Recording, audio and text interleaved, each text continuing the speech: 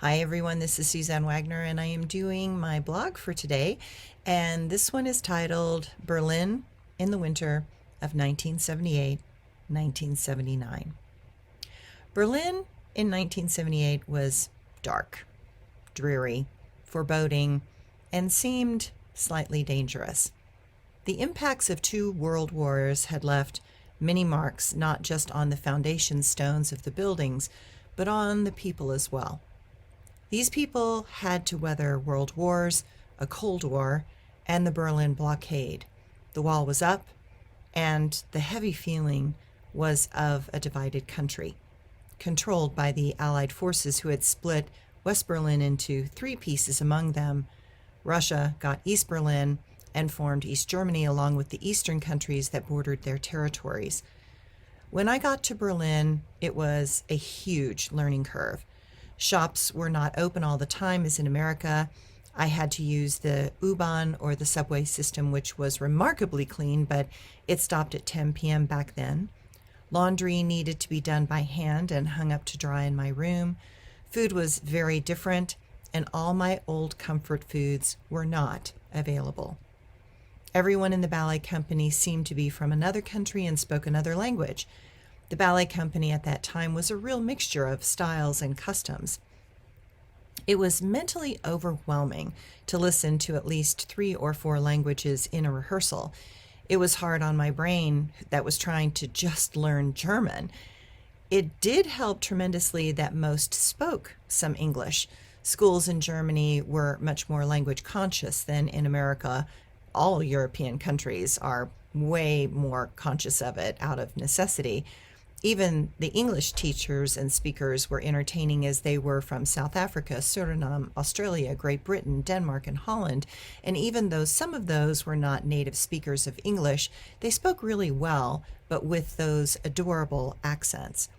It was very endearing to listen to them as certain words lilted and other common words that we used in America, they did not use in Australia or South Africa.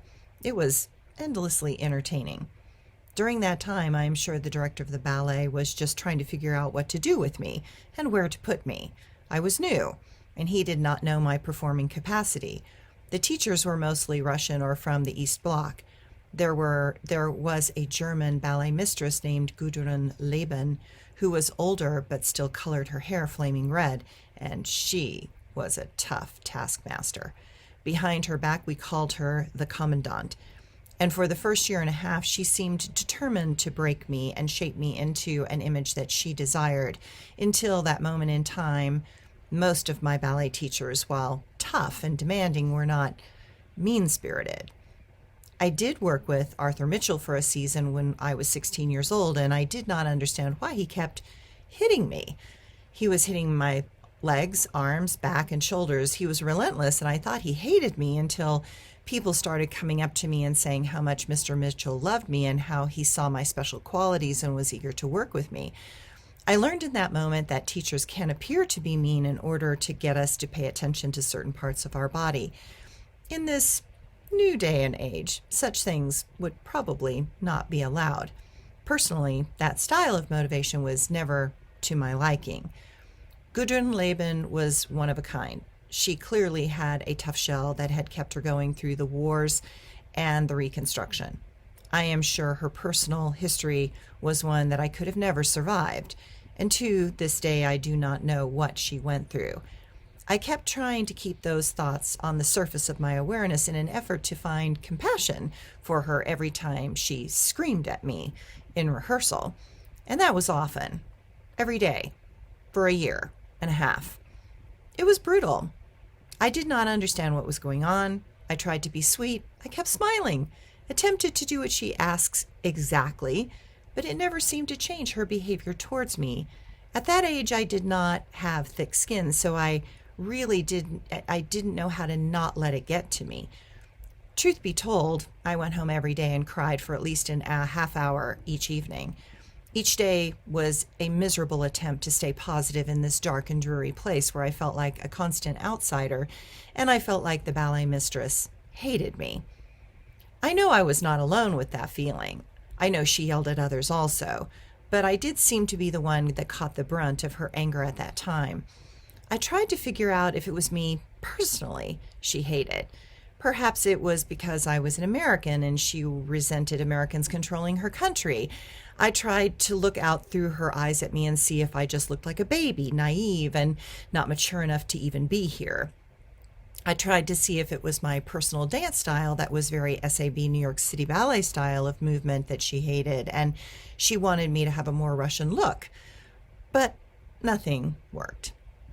Nothing I did seemed to make sense or any difference to her. I tried to be strong. Nope. That made her more mad. I tried to be sweet. Then she looked at me like I was some manipulative child.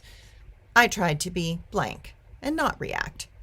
That did not stop her tirades on me either. I finally decided that what she wanted was to break me. She needed me to break. Perhaps she needed the satisfaction of breaking my spirit or appearing to. So I decided the next time she yelled at me that I would cry silently and put my head down to hide it. Shockingly, that seemed to work. She backed off, and the daily tirades went more weekly instead of daily. For whatever reason, the first 4 months in Berlin were grueling and miserable. I also did not even get on a stage until the 3rd month as a court lady in the first act of Giselle. It was only a pantomime role, not a dancing role. I just needed to look like a rich woman on a hunt with her man and enjoying the countryside and being entertained by the local peasants. Regardless, it was very nice to just be on a stage and put on stage makeup. I was concerned that while they had hired me, that perhaps they did not like me. I worried that my days might be numbered. It worried me enough that I decided to go to an audition with the Zurich Ballet to see if I could get another job. I wondered if being in a neutral country would feel any different than war-torn Berlin. So on a weekend that I had no rehearsals, again, I flew to Switzerland and did an open audition with Patricia Neri from the Zurich Ballet. Honestly, I was desperate to get out of Berlin. I was so terribly unhappy, depressed, and lonely. This seemed like a perfect door and a better fit. This company did a lot of balancing works, and Patricia Neri was the ballet director of that company. I longed to feel as if I belonged and fit somewhere. I got to Zurich thinking that the audition would be not quite as large as it was. I walked into a room with probably 90 dancers. That was the first shock. The second was that not only was she going to weed people out a bit at a time, but that this audition was going to last 6 hours. I am glancing at my plane tickets and at the clock and wondering if I am going to get back to Berlin in time for class on Monday. Not only did she want the 32 fouettes, all the point work and big jumps, but she also wanted us to do segments from Balanchine ballets. This was where sneaking into all those ballet performances of New York City Ballet at the State Theater came in handy.